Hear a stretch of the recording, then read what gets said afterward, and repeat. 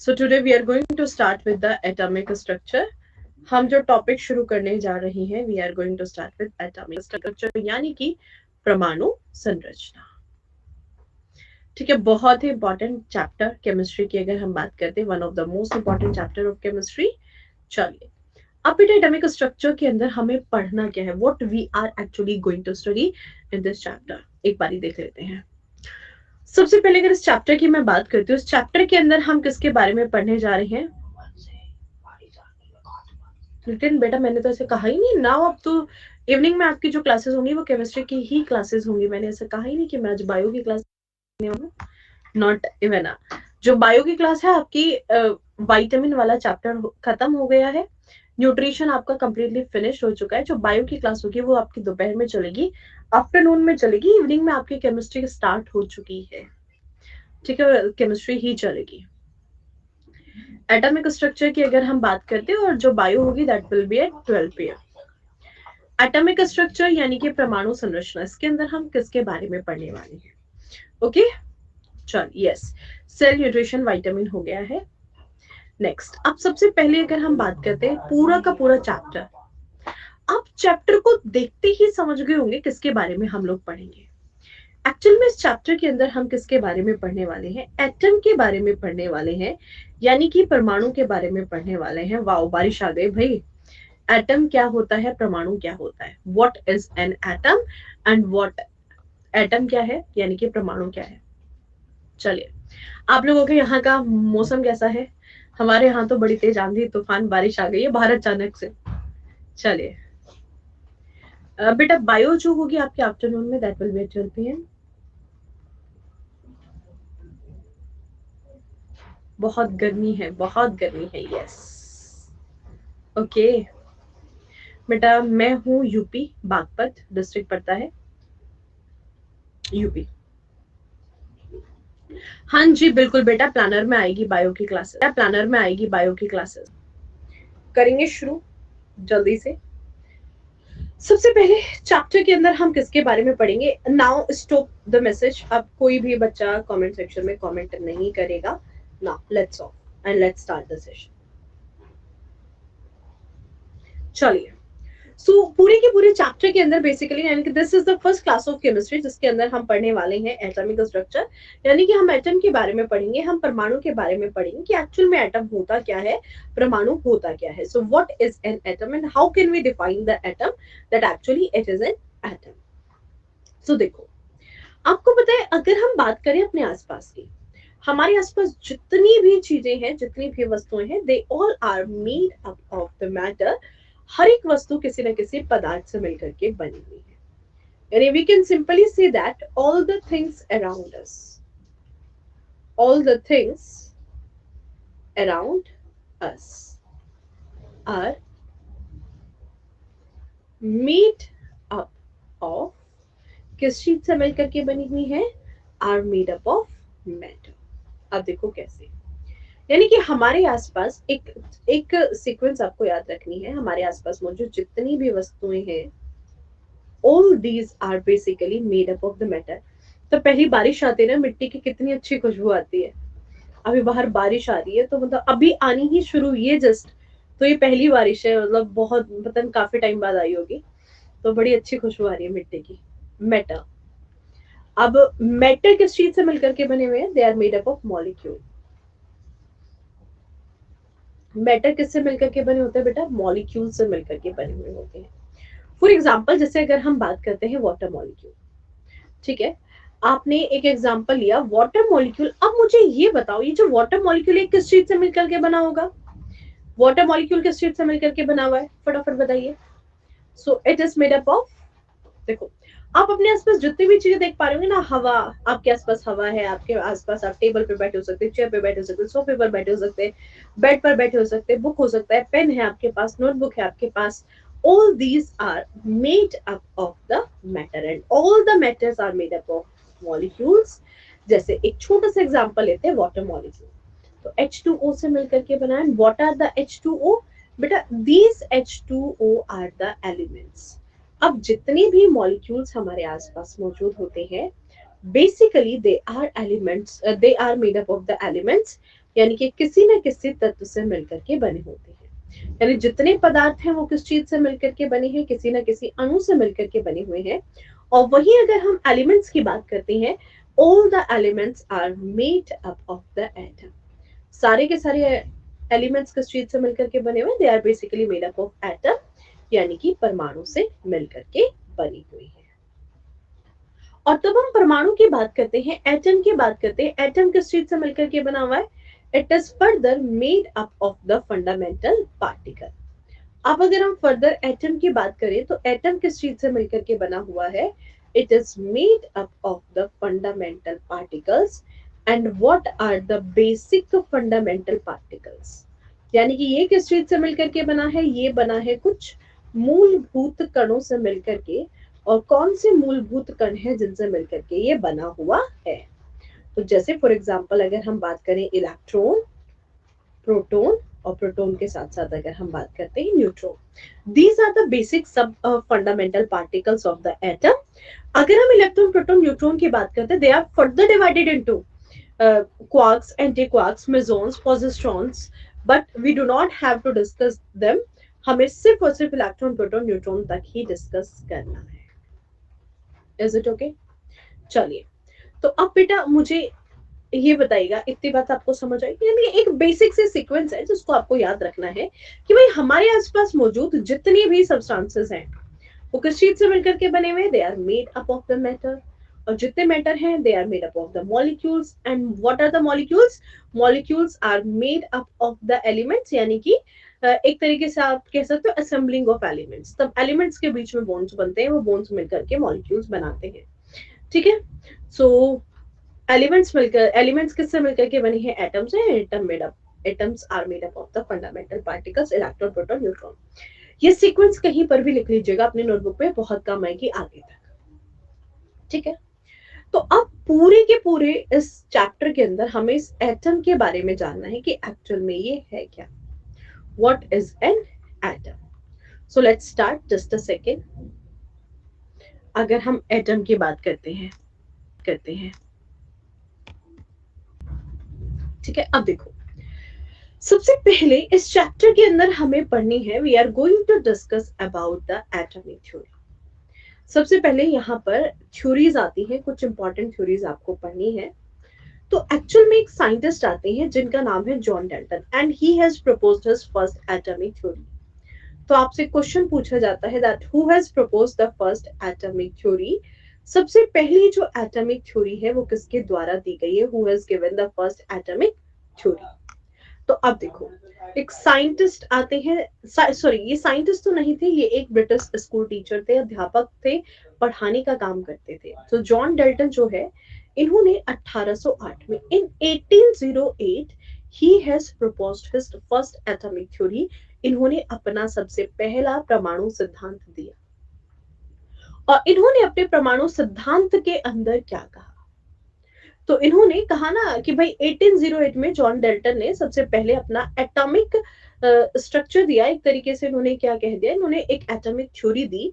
और जिस atomic theory में, जिस परमाणु सिद्धांत के अंदर ये क्या कहते हैं, ये कहते हैं that all the matter around us is made up of, या फिर all the matter around us are made up of, किस चीज से मिलकर के बने हुए हैं। सो हमारे आसपास मौजूद जितने भी पदार्थ है, ईच एंड एवरी, यानी कि हर एक पदार्थ किसी न किसी सूक्ष्म कण से मिलकर के बना होता है।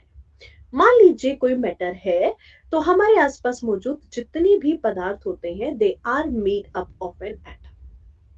ठीक है, अब देखो इन्होंने एटम को कैसे डिफाइन किया। इन्होंने एटम को डिफाइन किया, इन्होंने कहा कि भाई हमारे आसपास मौजूद जितने भी पदार्थ हैं वो किसी छोटे, यानी कि किसी सूक्ष्म, यानी कि they are made up of the very tiny particles, यानी कि सूक्ष्म कणों से मिलकर के बने हुए हैं। And these tiny particles are identical on their own, ये अपने आप में आइडेंटिकल है, they are basically identical on their own, अपने आप में आइडेंटिकल है, अपने आप में अलौकिक है। यानी कि कहने का मतलब क्या है, अब देखो इस आइडेंटिकल टर्म को इन्होंने दो तरीके से डिफाइन किया। आइडेंटिकल में इन्होंने क्या कहा, इन्होंने सिंपली कह दिया कि भाई एक तो जो अगर हम किसी भी पदार्थ की बात करते हैं, मान लीजिए ये छोटे-छोटे कणों से मिलकर के बना है, और अगर हम इन छोटे-छोटे कणों की बात करेंगे तो ये अपने आप में क्या है, they are actually similar in size. ये क्या है, ये अपने आप में सिमिलर साइज में होंगे, सिमिलर शेप में होंगे, इनका साइज सिमिलर होगा। अगर हम साइज की बात करते हैं, इनकी शेप की बात करते हैं, जैसे फॉर एग्जांपल एक छोटा सा एग्जांपल लेकर के चले तो जैसे हमारे शरीर के अंदर हमारा ब्लड बह रहा है और हमारे रक्त के अंदर बहुत सारी सेल्स हैं। जैसे स्पेसिफिकली अगर हम आरबीसी की बात करें तो हर एक इंसान के अंदर जो आरबीसी का साइज है वो 0.5 टू 0.7 माइक्रोन मीटर के बीच में है, यानी कि they are identical on their own. इनकी शेप, इनका साइज लगभग क्या होता है, एक जैसा होते हैं, आलू के होते हैं। ठीक है, और एक कण के जैसा कोई भी दूसरा कण मौजूद नहीं है। दूसरा इन्होंने कहा they are identical on their own, यानी कि कोई भी जो एक कण होता है उसके जैसा कोई भी दूसरा कण मौजूद नहीं होता है। उनका साइज, उनका शेप सबका लगभग एक जैसा होता है। तीसरी टर्म इन्होंने कहा that these tiny identical particles are indivisible in their own. ये अपने आप में इंडिविजिबल है, यानी कि मान लीजिए अगर मैं इस कण को उठाऊं और मैं इसको फर्दर डिवाइड करना चाहूं तो I can not divide this is indivisible, ये है अविभाज्य है। आप इसको फर्दर टुकड़ों में नहीं तोड़ सकते, आप इसको फर्दर जो है टुकड़ों में नहीं तोड़ सकते, you can not break them. तो अगर हम इनको तोड़ ही नहीं सकते हैं, if these are the indivisible particles, तो इन्हीं इंडिविजिबल पार्टिकल्स को इन्होंने क्या कह दिया, इन्होंने कह दिया that is the fundamental particle. यही जो छोटे छोटे आइडेंटिकल इंडिविजिबल पार्टिकल हैं, these are the fundamental particles. और यही फंडामेंटल पार्टिकल्स इन्होंने किसको डिक्लेयर कर दिया, एटम को डिक्लेयर कर दिया। इन्होंने कह दिया that atoms are the fundamental particles.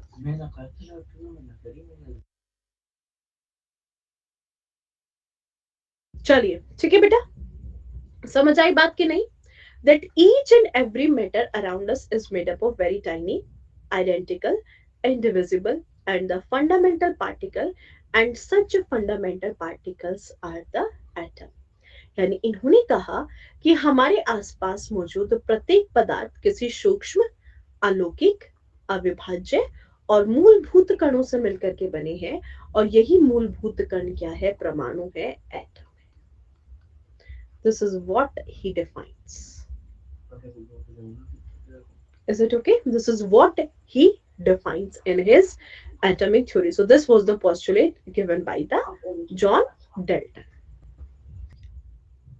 वो जो थ्योरीज इन्होंने पढ़ी उन्हीं को ही अपने ही वर्ड्स में कहते हैं ना कि आधा अधूरा ज्ञान बड़ा खतरनाक होता है।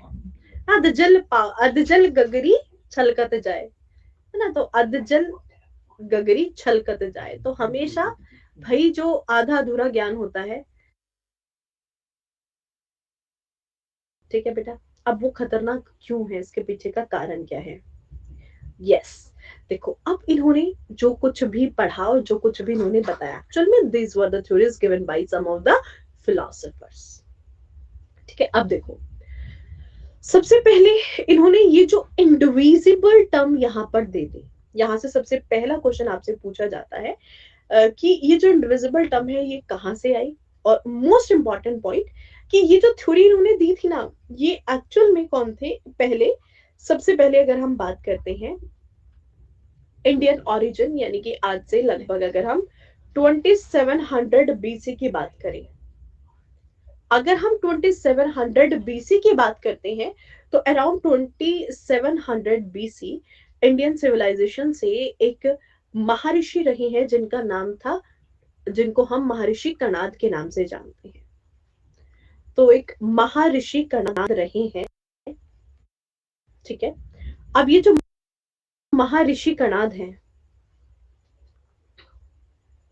महर्षि कणाद ने क्या किया, यानी कि जो बात 1808 में जॉन डाल्टन ने ऑफिशियली डिक्लेयर की, वो बहुत पहले ही कौन बता चुके थे, महर्षि कणाद बता चुके थे। देखो बहुत सारी थ्योरीज ऐसी आती हैं कि ऑलरेडी कि भाई कोई साइंटिस्ट आया और आकर के उसको डिक्लेयर करके चला गया, उसके बाद पता चलता है कि तो भारत मूल से कोई ना कोई ऐसा महर्षि रहा है या फिर कोई ऐसा महाज्ञानी रहा है जिसने पहले ही ये चीज बता रखी है।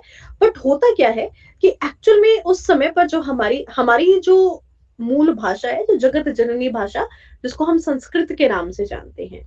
तो तब वो चीजें लिखी गई हैं वो संस्कृत भाषा में लिखी गई है, और तब तक उनके पन्नों से धूल हटती है, तब तक कोई अंग्रेज आता है और उसको ऑफिशियली डिक्लेयर करके चला जाता है, और कोई भी चीज मान्य कब होनी शुरू हो जाती है, तब वो ऑफिशियली डिक्लेयर हो जाती है। तो सेम चीज यहाँ पर है, यहाँ पर भी ऐसे हुआ।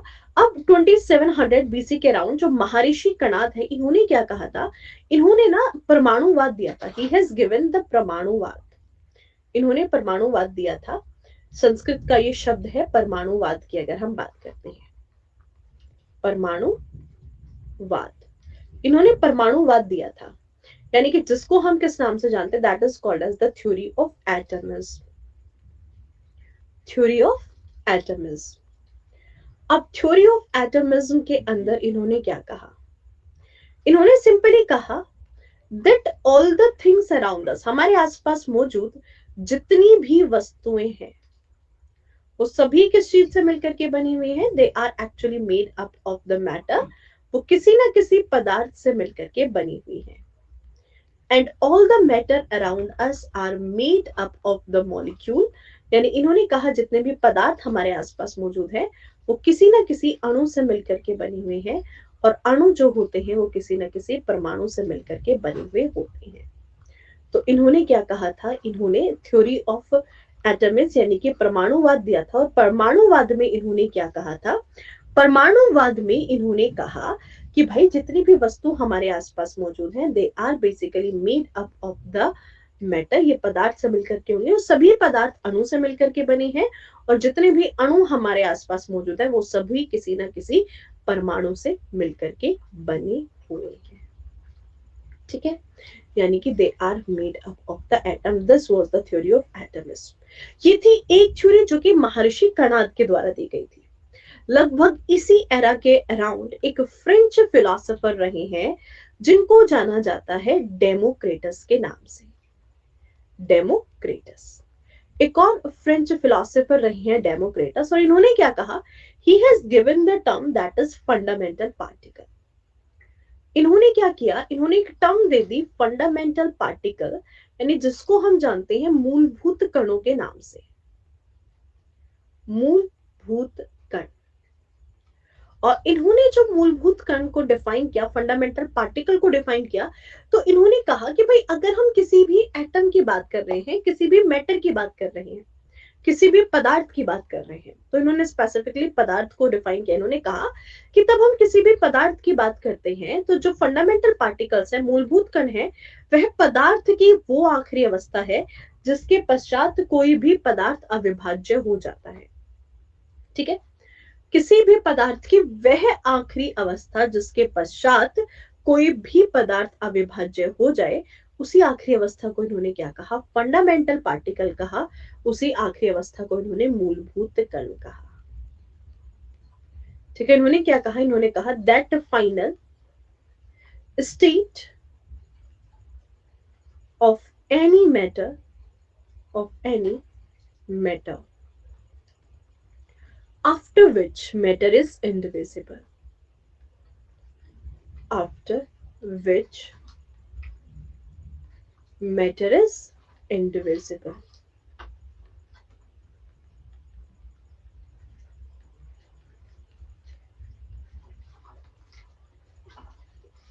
पदार्थ की वह अविभाज्य स्थिति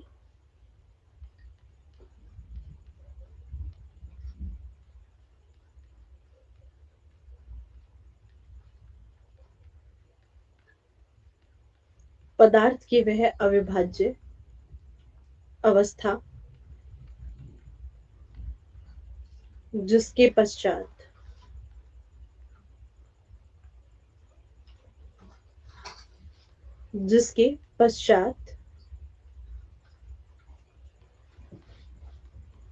पदार्थ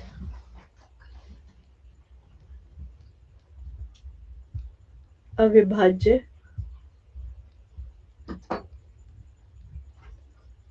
हो जाए।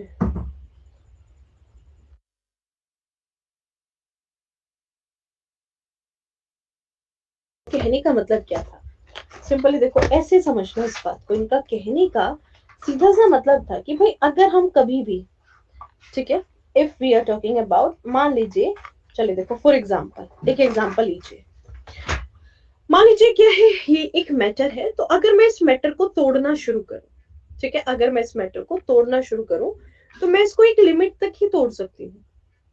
एक लिमिट ऐसी आ जाएगी जिसके पास, जिस लिमिट के बाद इसको तोड़ पाना नामुमकिन है। I can not divide this further. तो पदार्थ की वही, देखो अभी छोटा सा पार्ट मेरे हाथ में शायद आपको दिखाई दे रहा हो, तो मैं इसको तोड़ना चाहूं तो मैं इसको नहीं तोड़ पाऊंगी। तो पदार्थ की वही आखिरी अवस्था जिसके पश्चात पदार्थ अविभाज्य हो जाए, उसी को इन्होंने फंडामेंटल पार्टिकल कहते हैं, मूलभूत कण कहते हैं। अब जॉन डेल्टन ने क्या किया, जॉन डेल्टन ने ना इन दोनों थ्योरियों को कंबाइन कर दिया। ये थ्योरी बिल्कुल अलग है और ये थ्योरी बिल्कुल अलग है। इस थ्योरी में कहीं पर भी ये नहीं गिवन है कि भाई ये एटम ही पदार्थ की वो आखिरी अवस्था होगा, परमाणु ही पदार्थ की वह आखिरी अवस्था होगा कि जिसके पश्चात जाकर के पदार्थ अविभाज्य हो जाए। तो ऐसा दोनों थ्योरी में कहीं भी नहीं लिखा है। जॉन डेल्टन ने यही सबसे बड़ी गलती कर दी कि इन्होंने एटम को ही फंडामेंटल पार्टिकल यानी कि मूलभूत कण घोषित कर दिया। इन्होंने कह दिया कि परमाणु ही पदार्थ की वह आखिरी अवस्था है जिसके पश्चात पदार्थ अविभाज्य हो जाता है। और ये इनकी सबसे बड़ा ड्रॉबैक बनकर रह गया, इनकी थ्योरी का, इनके पोस्टुलेट का सबसे बड़ा ड्रॉबैक यही बनकर रहा। कब तक, देखो तब तक इलेक्ट्रॉन की डिस्कवरी नहीं की जे थॉमसन ने, तब तक तो ये स्टोरी सबको बढ़िया लगी कि भैया बिल्कुल सही बात है। बट जैसे ही इलेक्ट्रॉन की डिस्कवरी हो गई वैसे ये थ्योरी इनकी फ्लॉप हो गई। यानी कि यहाँ पर ड्रॉबैक आपसे पूछा जाता है that which is the drawback of John Dalton's atomic theory. तो बहुत इंपॉर्टेंट क्वेश्चन है, आपसे क्वेश्चन पूछा जाए drawback of John Dalton's theory. तो जॉन डेल्टन्स थ्योरी का सबसे बड़ा ड्रॉबैक है इंडिविजिबल टर्म। इन्होंने क्या कह दिया था, इन्होंने एक टर्म दी थी, इन्होंने डिफाइन कर दिया था दैट एटम इज इंडिविजिबल, पदार्थ अविभाज्य है, सॉरी परमाणु जो है, परमाणु अविभाज्य है जिसको आप फर्दर डिवाइड नहीं कर सकते। तो इन्होंने कहा था परमाणु अविभाज्य कण है, जो कि इनके सबसे बड़ा ड्रॉबैक बन करके सामने आया, क्योंकि कोई मैथमेटिकल कैलकुलेशन नहीं थी, कोई एक्सपेरिमेंट नहीं था कि जिसके बुनियाद पर, जिसके प्रैक्टिकल अप्रोच पर इन्होंने कहा हो, इन्होंने डिफाइन किया, इन्होंने तो थ्योरी पढ़ी और दो फिलोसोफर्स की थ्योरी पढ़ी और उनकी थ्योरीज को कंबाइन कर दिया। अब यहां से क्वेश्चन कैसे पूछता है बेटा, क्वेश्चन पूछता है, आपसे पूछेगा who has officially declare N atom, ठीक है, who has given the first atomic theory. तो एटम को ऑफिशियली किसने डिक्लेयर किया, जॉन डाल्टन ने। Who has given the first atomic theory, that was also given by the John Dalton. But अब यहाँ पर जो फिलोसोफर्स हैं इनके भी यहां से भी क्वेश्चंस आपसे पूछ लिए जाते हैं, ठीक है, यहां से भी आपसे क्वेश्चन पूछ लिए जाते हैं। और क्वेश्चन कैसे पूछे जाएंगे, तो आपसे सीधा पूछ लेता है कि Democritus theory of atom, who has given the theory of atom is, परमाणुवाद का सिद्धांत किसके द्वारा दिया गया है। तो परमाणुवाद का सिद्धांत दिया गया है महर्षि कनाद के द्वारा। और महर्षि कनाद ने क्या कहा था, इन्होंने कहा है प्रत्येक वस्तु किसी न किसी पदार्थ से मिलकर के बनी है और हर एक पदार्थ किसी न किसी अणु और अणु परमाणु से मिलकर के बने हुए हैं, ठीक है, ये इन्होंने कहा था। ओके, नेक्स्ट आपसे पूछा जाए who has defined the fundamental particle. तो fundamental particle was defined by the French philosopher Democritus. और इन्होंने कहा था पदार्थ की वह आखिरी अवस्था जिसके पश्चात पदार्थ अविभाज्य हो जाए, that is actually the fundamental particle, ठीक है बेटा। तो ये थी दो थ्योरीज जो कि किसके द्वारा दी गई थी और किस किस में क्या कमियां रही, ये आपको समझ आया कि नहीं, जल्दी से बताइए बेटा, इज इट क्लियर, यस और नो, कमेंट्स देख रही हूँ। चलिए बेटा, अब देखो, अब हम पढ़ेंगे फंडामेंटल पार्टिकल्स के बारे में। अब एक बार फिर से टर्म लगाइएगा, that is fundamental particle. Now कितने फंडामेंटल पार्टिकल्स है जो हमें पढ़ने हैं, थ्योरी ऑफ एटम्स आप लोग जान चुके हैं। Now what we are going to discuss, we are going to discuss the fundamental particles. So basically there are the three fundamental particles जो हमें डिस्कस करने हैं, electron, proton and neutron. These are the three fundamental particles जिनको हमें discuss करना है। तो term लगाइएगा फंडामेंटल पार्टिकल, मौलिक कण, या फिर इन्हीं को हम किस नाम से जानते हैं, सब एटॉमिक पार्टिकल्स के नाम से जानते हैं। So there are 3 subatomic particles. First one, that is the electron. ठीक है बेटा? Is it okay? Second one, proton. और आपसे थर्ड वन आपसे पूछ लिया जाए neutron. These are the 3 fundamental particles and the 3 subatomic particles जिनसे मिलकर के कोई भी एटम या फिर कोई भी परमाणु बना है. ठीक है बेटा? इलेक्ट्रॉन्स को हम ई के ऊपर छोटा सा ई और ऊपर ये सभी को पता है प्रोटॉन एंड न्यूट्रॉन. कैसे हम इनको डिफाइन करते हैं. Now what are the electrons, what are the protons and what are the neutrons. अब हमें तीनों को डिफाइन करना है कि इलेक्ट्रॉन्स क्या होते हैं, प्रोटॉन क्या होते हैं और न्यूट्रॉन्स क्या होते हैं. Is it? अब देखो बेटा, इनको डिफाइन करने से पहले एक चीज देखो. इलेक्ट्रॉन्स जो होते हैं they are having negative charge, protons are having positive charge and electrons do not have charge, they are neutral on their own. तो इनको समझने से पहले ना एक टर्म आपको समझनी पड़ेगी, that will be the charge. यानी कि हमें जानना होगा आवेश के बारे में. तो भाई कितने तरीके का आवेश है, कितने तरीके का चार्ज आपको देखने को मिलता है अगर हम चार्ज की बात करें. There are 3 type of charge. कौन कौन से 3 प्रकार के चार्ज हैं देखो. This a positive charge. ठीक है, 3 तरीके का चार्ज आपको दिखाई देता है. Positive charge, positive charge, negative charge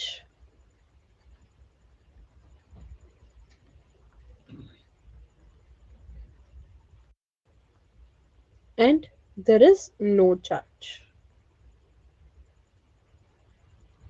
जिसको हम क्या कहते हैं, न्यूट्रल कहते हैं, यानी कि उदासीन. देखो बेटा, जो पॉजिटिव चार्ज हिंदी में क्या कहा जाता है, धनात्मक आवेश. धनात्मक आवेश. नेगेटिव चार्ज को क्या कहा जाता है हिंदी में, ऋणात्मक आवेश.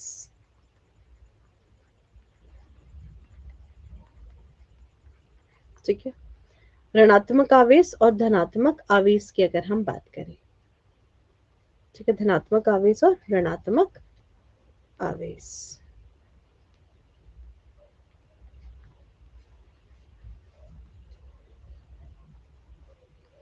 Is it okay?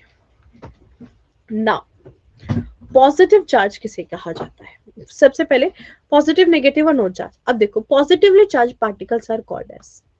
बेटा पॉजिटिवली चार्ज पार्टिकल्स को हम किस नाम से जानते हैं, these are known as cations और एनाइंस. ऐसे कण जिनके ऊपर पॉजिटिव चार्ज होता है इनको हम किस नाम से जानते हैं, किस नाम से जाना जाता है बेटा, positively charge particles are called as cation.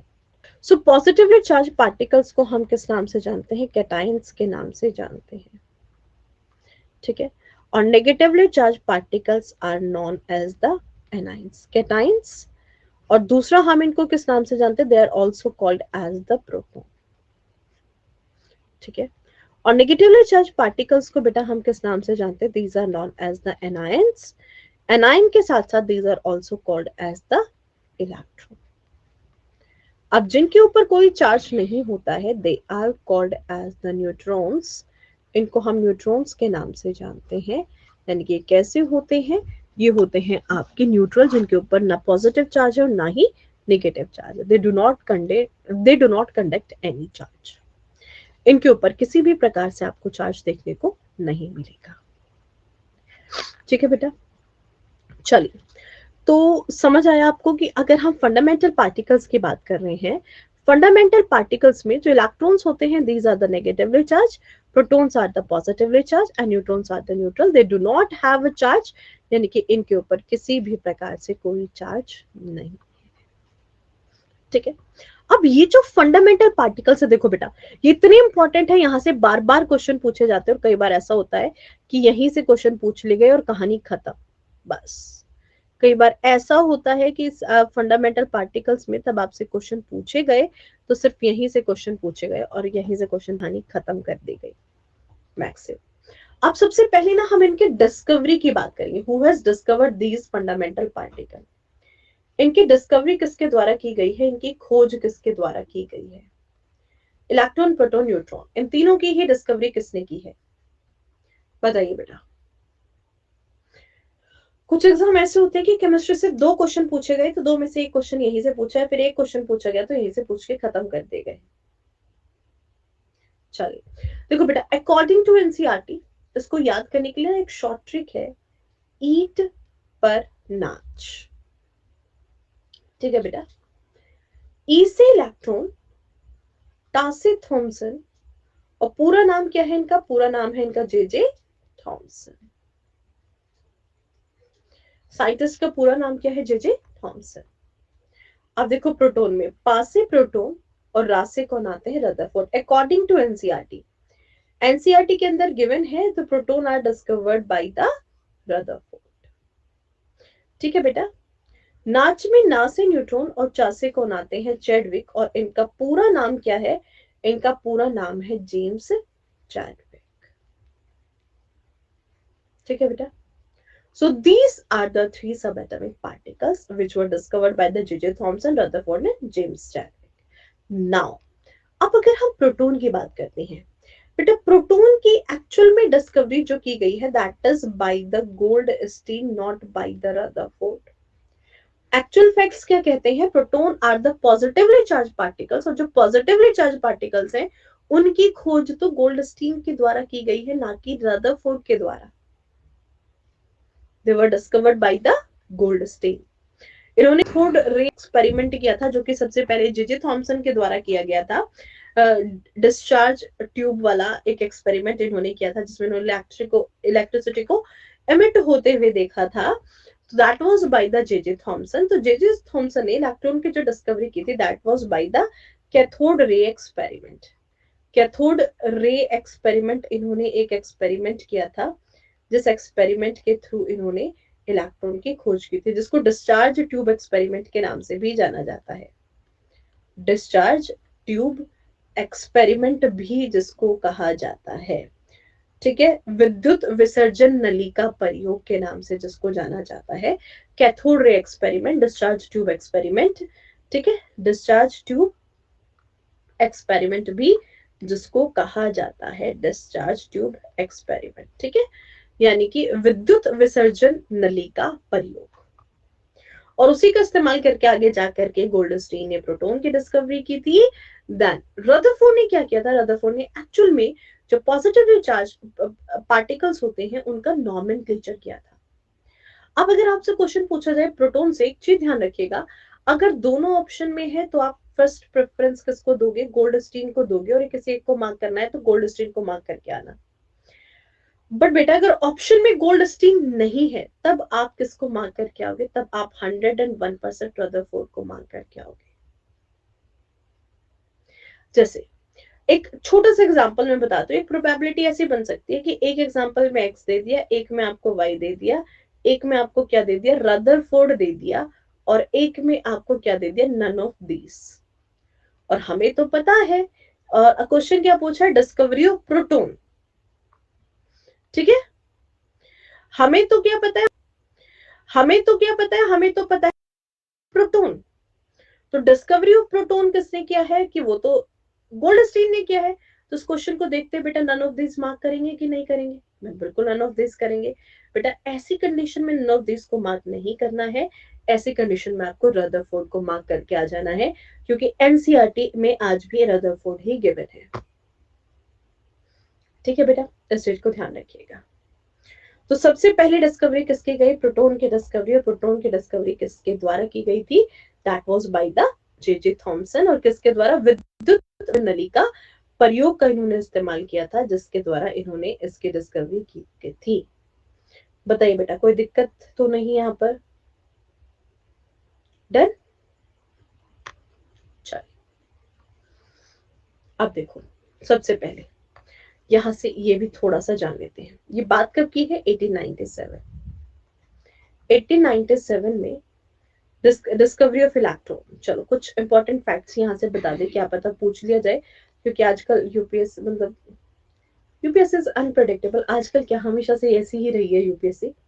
Discovery of electron इस बार कुछ नया नहीं किया, हमेशा से अनप्रिडिक्टेबल है। डिस्कवरी ऑफ इलेक्ट्रॉन, ठीक है बेटा। ये कब की बात है? 1897, 1897, ठीक है, 1897. He has performed the experiment that is known as the discharge tube experiment. Discharge tube experiment.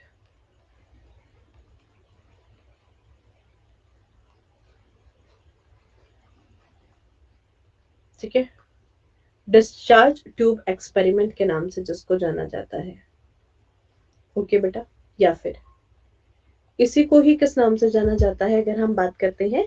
That is also known as discharge tube experiment या फिर कैथोड रे एक्सपेरिमेंट।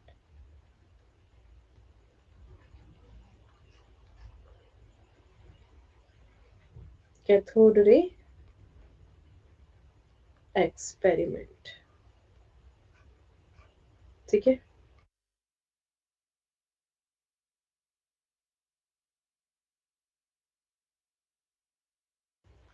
ठीक है बेटा, डिस्चार्ज ट्यूब एक्सपेरिमेंट या फिर कैथोड रे एक्सपेरिमेंट। अब ऐसे में क्या हुआ बेटा, इन्होंने क्या किया, इन्होंने देखा डिस्चार्ज ट्यूब, देखो हमारे घरों में जो ट्यूबलाइट्स लगी होती है ना, वो लंबी लंबी सी, वो भी डिस्चार्ज ट्यूब का ही काम करती है। इन्होंने क्या किया, he has took a discharge tube, इन्होंने एक डिस्चार्ज ट्यूब ली, और डिस्चार्ज ट्यूब लेने के बाद इन्होंने क्या किया, सिंपली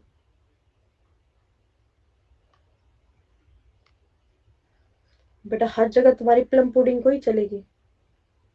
एक एक्सपेरिमेंट का नाम याद हो गया तुम्हें, plum pudding, very nice, well done. ऐसे समझना इसको, देखो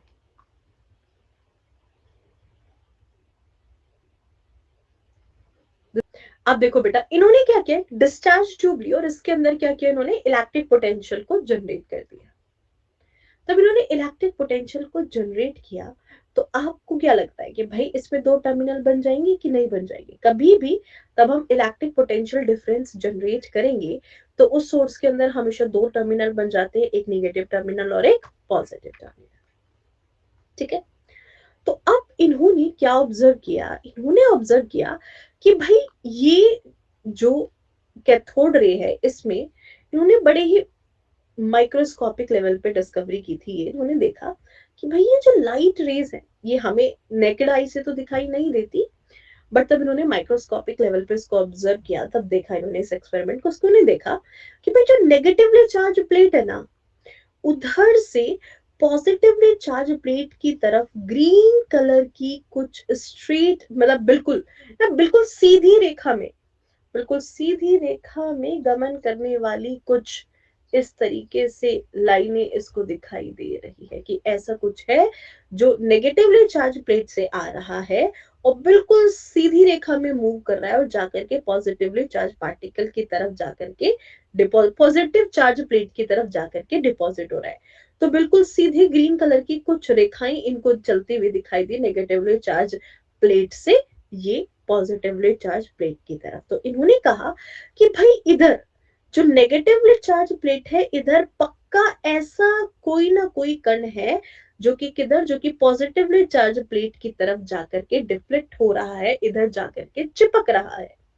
तो और ये कैसे मूव करता है, ग्रीन कलर की बिल्कुल स्ट्रेट लाइन में ये मूव करता हुआ से इनको नजर आया।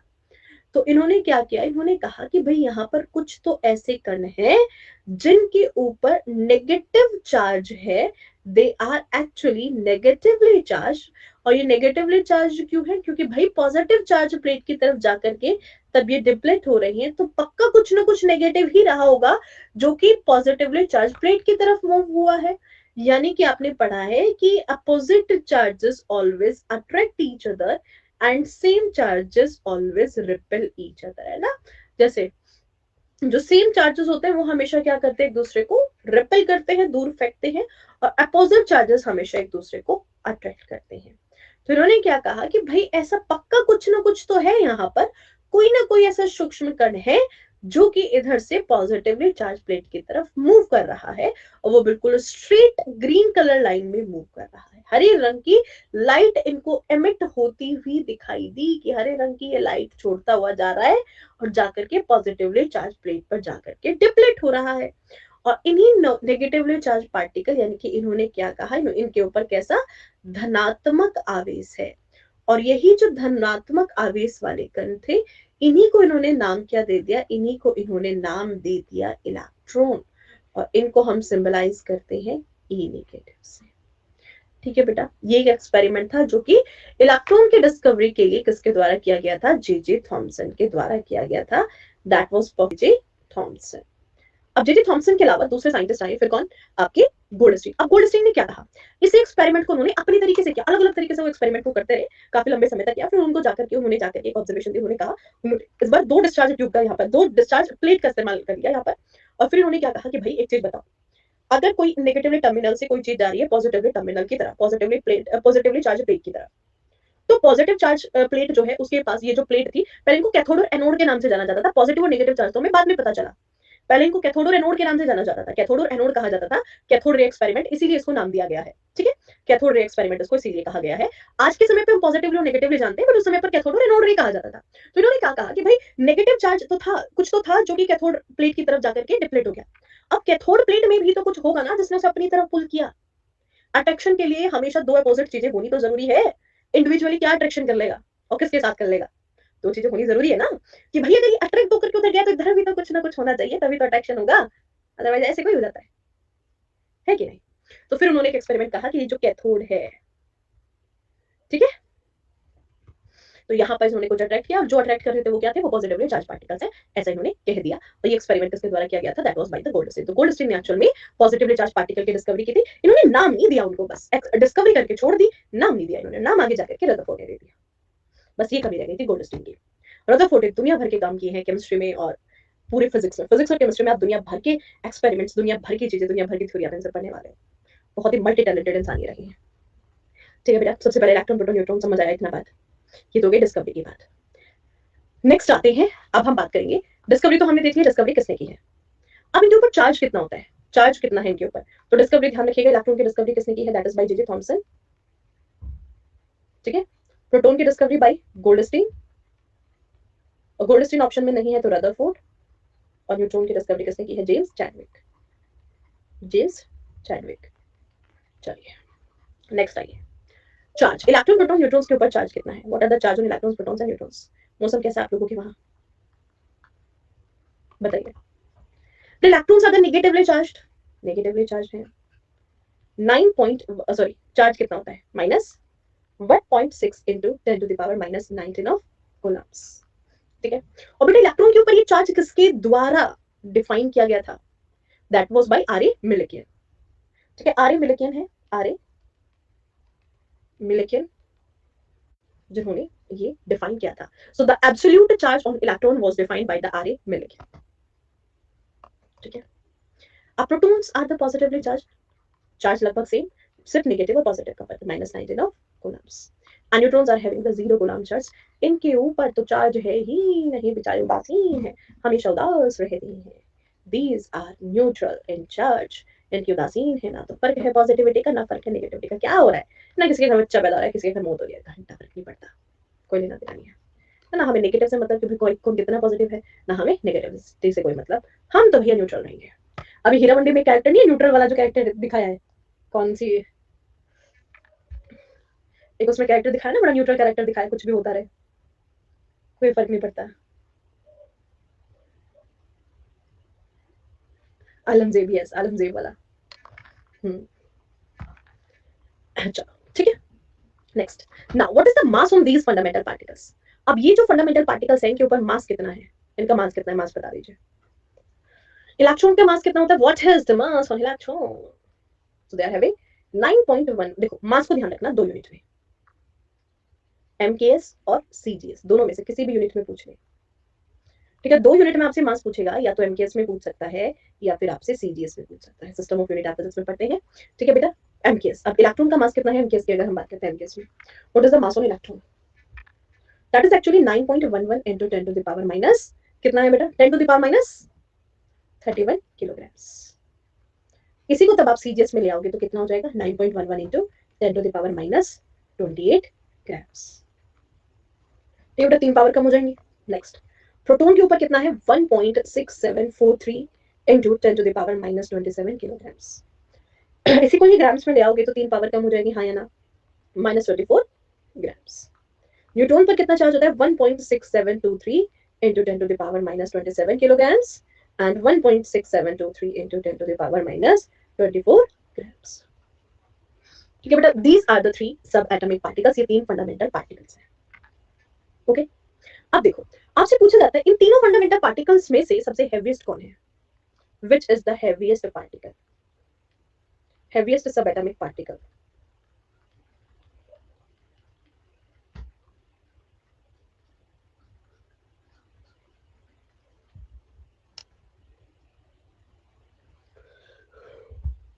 नोट्स कहां से मिलेंगे बेटा? क्लास के एंड होने के बाद आपको मिल जाएंगे, व्हाट्सएप ग्रुप पे भी शेयर हो जाएंगे। Proton, neutron and then electron. ठीक है बेटा, आपसे पूछा जाए which of the following sub atomic particles participates in the mass distribution. बेटा इन तीनों सब एटॉमिक पार्टिकल्स में से मास डिस्ट्रीब्यूशन में कौन पार्टिसिपेट करता है? मास डिस्ट्रीब्यूशन की अगर हम बात करें, आपसे पूछा जाता है चार्ज डिस्ट्रीब्यूशन में कौन पार्टिसिपेट करता है। ठीक है, मास डिस्ट्रीब्यूशन और चार्ज डिस्ट्रीब्यूशन की अगर हम बात करते हैं, आज इसी कंसेप्ट को खत्म करते हैं। आज बना के ही क्लास रखेंगे, आज बना के ही क्लास रखेंगे, इसी कंसेप्ट को खत्म करेंगे, न्यू कंसेप्ट कल कंटिन्यू करेंगे। ठीक है, मास डिस्ट्रीब्यूशन में कौन पार्टिसिपेट करता है और चार्ज डिस्ट्रीब्यूशन में। आपको पता है जो एक्चुअल में ये जो सब एटॉमिक पार्टिकल्स है, इलेक्ट्रॉन्स, प्रोटॉन्स, न्यूट्रॉन्स की अगर हम बात करते हैं, तो अभी तक हम लोगों ने नहीं पढ़ा है, अभी तक हम जानते भी नहीं है। एक छोटा सा ओवरव्यू दे दूं क्योंकि आगे भी हमें पढ़ना है। सो एक्चुअल में ये होते कहां पर है, जो प्रोटॉन्स हैं और protons and neutrons are bounded inside the nucleus of the atom and electrons are revolving around the nucleus in the orbit और देयर शेल। तो इलेक्ट्रॉन्स कैसे हैं? इलेक्ट्रॉन्स आर नॉन स्टेशनरी, ये मूव करते हैं एंड दीज आर बाउंडेड, ये stationary है, ये बाउंडेड है, that's why they are stationary inside the nucleus. Yes और नो? बिल्कुल सही बात। तो अब देखो, अगर ये बंधे हुए हैं तो क्या ये कभी चार्ज डिस्ट्रीब्यूशन में पार्टिसिपेट कर सकते हैं? न्यूट्रॉन पर तो चार्ज ही नहीं है, इसको तो खत्म कर दो, इसको तो कहानी से बाहर निकाल दो। क्या प्रोटॉन न्यूक्लियस के अंदर बाउंडेड है, कोई चीज बंधा हुआ है, और क्या फिर भी वो घूम फिर सकता है? नहीं घूम फिर सकता। सो चार्ज डिस्ट्रीब्यूशन में सिर्फ और सिर्फ इलेक्ट्रॉन पार्टिसिपेट करते हैं। यहीं से आप फिजिक्स में कंसेप्ट पढ़ते हो कि करंट फ्लो किसके कारण होता है, that is due to the electron. Physics में आप पढ़ते हो ना कि करंट फ्लो किसके कारण होता है, करंट फ्लो में कौन पार्टिसिपेट करता है, तो करंट को फ्लो कराने के लिए, यानी कि चार्ज के फ्लो के लिए electrons are responsible because they are non stationary and they are revolving around the nucleus in their particular orbit. ये सुनो, चल अब इधर मास डिस्ट्रीब्यूशन की बात करते हैं। इलेक्ट्रॉन्स तो नॉन स्टेशनरी है, आज यहाँ कल वहां, भैया इस पे तो कोई भरोसा नहीं करेगा। अब हमें मास चाहिए, यानी कि वजन चाहिए हमें, हमें क्या चाहिए, हमें बात में दम होना चाहिए, दम चाहिए हमें। तो कौन जो स्थायी है वही तो दिखा सकता है, प्रोटॉन एंड न्यूट्रॉन। तो भाई मास डिस्ट्रीब्यूशन में always protons and neutrons always participate in the mass distribution, जहां से आगे जाकर के आप एक कांसेप्ट भी पढ़ते हैं, atomic mass is equal to number of proton plus number of neutrons. ठीक है बेटा, यस और नो? यस, चार्जलेस और न्यूट्रल, बेटा चार्जलेस को ही न्यूट्रल कहा जाता है। यस ऋषभ, चार्जलेस को ही बेटा न्यूट्रल कहा जाता है, चार्जलेस आर द न्यूट्रल। ठीक है बेटा, बताइए समझ आई बात मास डिस्ट्रीब्यूशन और चार्ज डिस्ट्रीब्यूशन की? तो चार्ज डिस्ट्रीब्यूशन में कौन पार्टिसिपेट कर रहा है, मास डिस्ट्रीब्यूशन में कौन पार्टिसिपेट कर रहा है। सो ये तो था बेसिक इस चैप्टर के बारे में, जो बेसिक चीजें हमें जाननी थी। अब हमें कल सबसे पहले हम लोग फर्स्ट एटॉमिक मॉडल पढ़ेंगे, आज नहीं पढ़ेंगे। जीजे थॉमसन के द्वारा जो फर्स्ट है ना प्लम पुडिंग वाला वाटरमेलन स्ट्रक्चर, जिसको हम प्लम पुडिंग मॉडल कहते हैं। तो कल हम लोग पढ़ेंगे प्लम पुडिंग, कल हम लोग एटॉमिक मॉडल्स पढ़ेंगे। एटॉमिक मॉडल में जिसमें हमारा एक तो प्लम पुडिंग के अलावा दूसरा हम क्या पढ़ेंगे, दूसरा पढ़ेंगे Rutherford atomic structure and Niels Bohr atomic structure. ठीक है, इसमें हम लोगों को कल 3 एटॉमिक स्ट्रक्चर पढ़नी है। First one that is plum pudding, जिसको हम वाटरमेलन एटॉमिक स्ट्रक्चर के नाम से जानते हैं। आपको गोल्डफॉइल एक्सपेरिमेंट पढ़ना है, रदरफोर्ड का न्यूक्लियस की डिस्कवरी कैसे हुई, प्रोटॉन का नॉमेनक्लेचर कैसे हुआ। उसके बाद हम पढ़ेंगे नील्स बोहर एटॉमिक स्ट्रक्चर। ठीक है, तो कल नील्स बोहर एटॉमिक स्ट्रक्चर हमारा हो जाएगा, परसों की क्लास में हमारे इलेक्ट्रॉनिक कॉन्फ़िगरेशन।